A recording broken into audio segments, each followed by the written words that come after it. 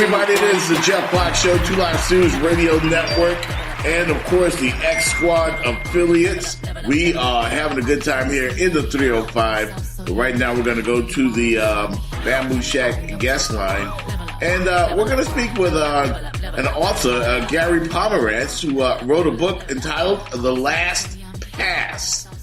This book, of course, is about the Boston Celtics, Bob Cousy, and of course, Bill Russell.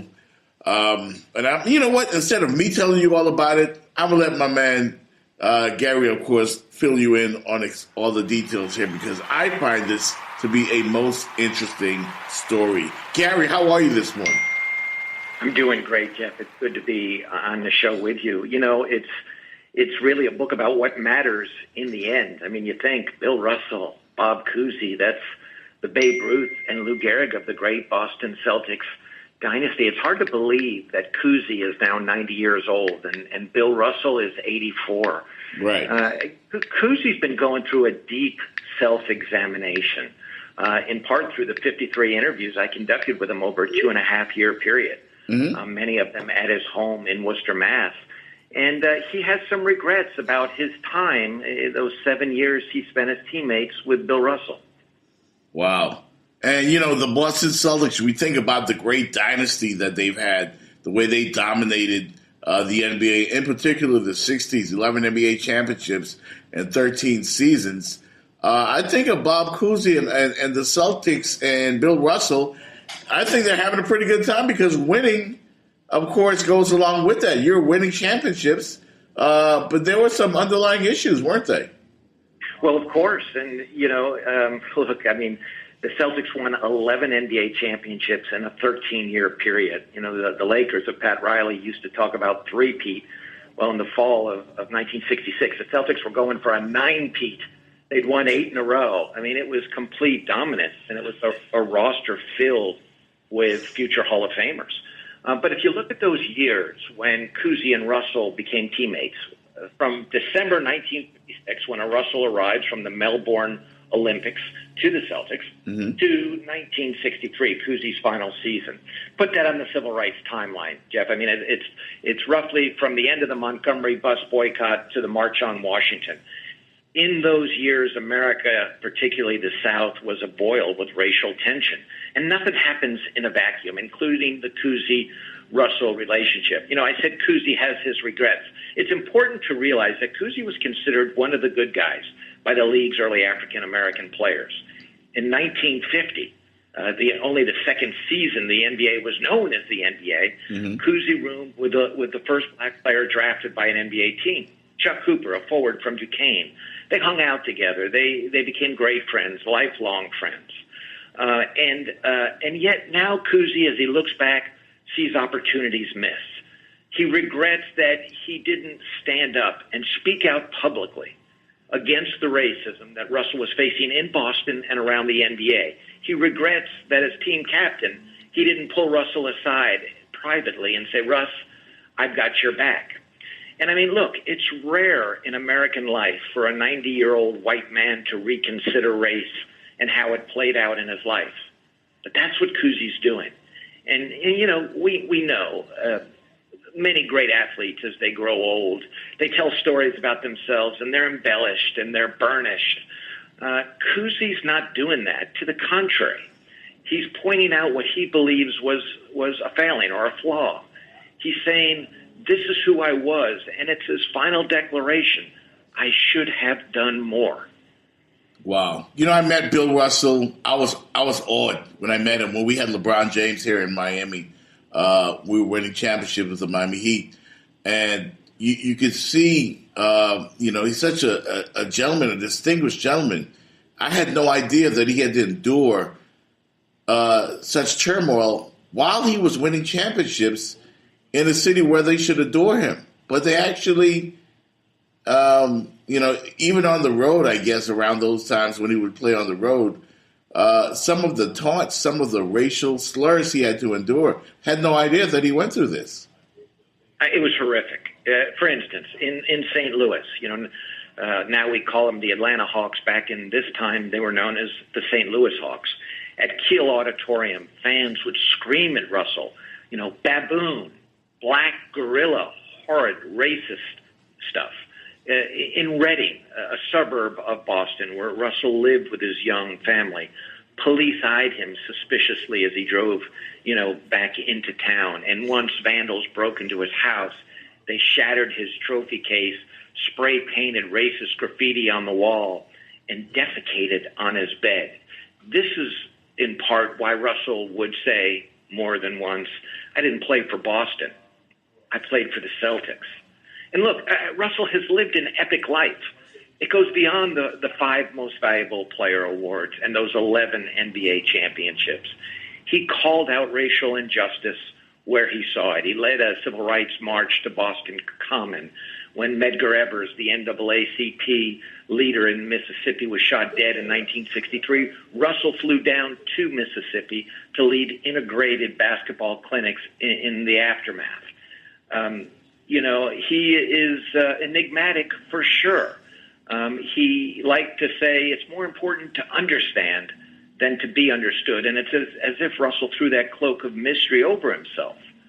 And the capstone, I should say, to his epic life came in 2011 when Barack Obama presented him with the Presidential Medal of Freedom, which is like the American equivalent of knighthood. And so Russell and Cousy, on the floor, they were perfectly interlocking pieces. Russell with his defense, his shot blocking. Cousy likes to say now the player who most resembles Russell defensively as a shot blocker is Hassan Whiteside. And Russell would rebound and snap the outlet pass to Cousy, sometimes before Russell's feet had even hit the parquet floor. And Cousy would become, the gold standard for the point guard position, running the transition game. No-look passes, dribbling behind his back. I mean, young fans today don't know much about Bob Cousy, but they should know that in every innovative move that Steph Curry and James Harden and Russell Westbrook have, there's a little bit of Cousy flowing through it. Russell and Cousy in the locker room.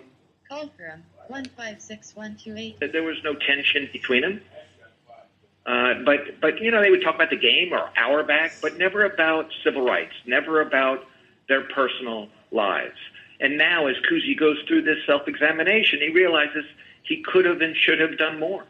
Wow. And, Jeff, I do wonder when we see these, the NFL protests, that some of the players, both black and white, who are supportive of their protesting African-American teammates, but are not saying or doing anything to express that support, if they might be subject to a Cousy-like regret years from now. When they're in the locker room, they're like brothers. We're talking with author Gary Pomerantz, who wrote the book The Last Pass about the Celtic dynasty with Bob Cousy and Bill Russell. Gary, you look at the locker room, they're brothers. There's like a fellowship. They're in a hole together. They're battling. They're trying to win championships. You look at the teammates, Bob Cousy, Tommy Heinsohn, Havlicek, those guys, Don Nelson. Weren't they more of a family? Didn't any of them stand up for Bill Russell while he was going through this? Well, they did privately, but, it was like most of American life. It was, off the court, they went their separate ways. I once wrote a book about Wilt's 100-point game, and after Wilt, throws down that 100-point thunderbolt against the Knicks in 1962 in Hershey, Pennsylvania. Call from 178. Back home to New York, and he brings Willie Knowles of the Knicks with him. I mean, can you imagine throwing down 100 on a team and driving one of the opposing players home? Right. But the larger point there is that Wilt was closer with Knowles, an African-American opponent, than he was with his white teammates. And this wasn't the way it was in American life. This was systemic. Wow. What a difficult story to tell. I mean, when you were talking to Bob Cousy while you were doing these interviews, what was he like? What type of mood was he in as he recalled the glory days and some of his regrets? What was that like for you?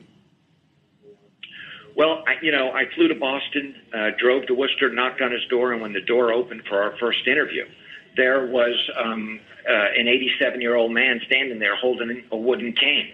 And on the handle of that cane, which I later learned had been given to him by a fan, 4 letters had been burned in, C-O-O-Z, Cooz, one of his nicknames.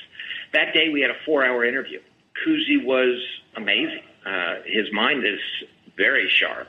And it's like a basketball library of Congress, the way he's cataloged players and moments, through basketball history and in his own history. He was introspective. He was funny in a self-deprecating way. Most of all, he was intense and emotional, just as he had been as a player. And it was very clear to me in that 4-hour interview we shared that day at his home that he had much in his thoughts and in his heart, and no small amount of deep-seated regret about Bill Russell, his time with Russell. And it was that moment when I decided to change my narrative course. I had thought I was going to write a book more broadly about the Celtic dynasty. My last book was about another dynasty, a football dynasty, the Pittsburgh Steelers of the 1970s. Mm-hmm. But I decided, no, I'm going to tell this story through the conscience of the Celtics captain, Cousy. And as I say, we did 53 interviews over 2.5 years. I never interviewed anybody that many times before. Mm-hmm. And every interview, Cousy was all in. He was all in, and it made for penetrating material. It sounds like such a painful experience for Bill Russell. And just in reading some of the notes and hearing your interview before I got you on the show here that you did on another show, it moved me. And I wondered, what did Bob Cousy feel he could have done back then to make a difference? Well, he feels like he could have and should have spoken out. Look, all the sports writers in Boston then were white. And at the end of every Celtics game, they all went to Cousy's locker and surrounded him and said, "What do you think, Couz? Tell us about the game." He knows today that if he had spoken out publicly against the racism that Russell and some of his other African-American teammates were facing, those white sports writers would have printed it because they printed everything Bob Cousy said. But he didn't do that. And part of it is, the effects of Red Auerbach, the legendary head coach of that team. Auerbach was a fair-minded man. He, not only drafted the first African-American player in the NBA, he started the first all-black starting five in 1964, and then 2 years later hired Bill Russell as the first African-American head coach in any major American professional sport. But Auerbach was also a financial business pragmatist. And he told his players, look, I don't want you guys getting involved in any controversy. I don't want you speaking out about any of this stuff that's going on in the news. We're here to fill Boston Garden, not emptying it. We do not want to alienate any fans. So he was given very clear instructions to his players. Play the game and let's stay a team. Let's not get caught up in all that roils American life right now. Wow. So it was almost as if the Celtics were an escape from actual real life on the court, while Bill Russell, their teammate, actually lived the real life of the racism, the wrath of racism off of the court. That must have been difficult for his teammates. Jeff, when Russell comes to the NBA in December of 1956, the NBA unquestionably had a quota that limited the number of opportunities for black players, one a team. Maybe two a team, and then into the early 60s, it started to grow into more of a true meritocracy. The best man plays. Mm-hmm. When you had that first generation of luminous black stars, Russell and Wilt and Oscar and Elgin, these guys could play. These guys were superstars, and they were changing the game from feet on the floor to vertical above the rim, and everything quickened. The game was stylistically, racially, athletically different and better, and the game began to take off then. But sports is an escape from real life. It's known as sort of the toy box, right? Mm-hmm. But sometimes the real world creeps into the toy box. Absolutely. And I think for all of us, it's hard for us to say those two words. I'm sorry. No matter what it is, how big or small, maybe with a spat with a family member, but saying I'm sorry is hard. The title of my book is The Last Pass, and The Last Pass refers to a letter that Cousy wrote one morning in February of 2016 when he'd stirred in the night thinking about Russell, and he wants to close circles. He closed circles with his wife of nearly 63 years, who passed away. She had dementia in her last years, and Cousy was exemplary with his devotion to her. He closed circles with his daughters, retired educators, by selling all of his memorabilia. He made $450,000. He divided it in half and gave it to his two daughters, in part for his grandchildren's college education. One more circle to close with William Felton Russell. And I asked Cousy, why Russell? Why does Russell matter this much to you? You were only together for 7 years out of your 90. And what Cousy said, in effect, was, those weren't just any 7 years. We did win 6 NBA championships. And Russell wasn't just any man. And so that morning, he got up and he did what Bob Cousy often does. He pulled out his stationery and wrote a handwritten letter to Russell, a mea culpa letter, apologizing for not having spoken up, for not having a better relationship over the ensuing decades. Cousy, accepted the fault, the blame for that, and sent that letter to Russell. And I think with that came a certain peace for Cousy, that he'd finally, at long last, answered to his conscience, to his regrets. Gary, do you have any idea how their relationship is today, and what was it like back then when they played together? When you look at the regrets, Russell must have meant something to Bob Cousy for him to carry this around for so long. I mean, why now? Well, why now for Cousy? Because he's 90 and he's getting towards the end of his life. As he says, my time is limited. I'll be going off to the big basketball court in the sky. As I say, as teammates, they got along fine. They didn't have any really deep personal conversations. Those kind of conversations aren't really common among athletes then or now. Mm-hmm. You go together, you're on the floor and you do what you do. You create a little magic, and then you get in your car and you drive home. But Cousy's deep intellectually and emotionally, and he needed to answer to this. So when he sent that letter to Russell, he enclosed a book he just finished reading, Between the World and Me by Ta-Nehisi Coates, a searing tale about race in America. And, the relationship today, well, Russell didn't answer Cousy's letter for 6 months and a year and a half and 2 years. 2.5 years later, on a Sunday night, just about 4 months ago, the phone rang at Cousy's house. And he looked at his caller ID and saw it was area code 206, which is Seattle. He knows that because one of his daughters lives there. But he didn't recognize the number. When he picked up the phone and said hello, he heard a voice, sort of an old, somewhat enfeebled, gravelly voice say, "Bob, it's Bill Russell. I'm calling to see how you are." Wow. That's unbelievable. And they talked for 10 or 12 minutes, Cousy said, and the call meant a lot to Cousy.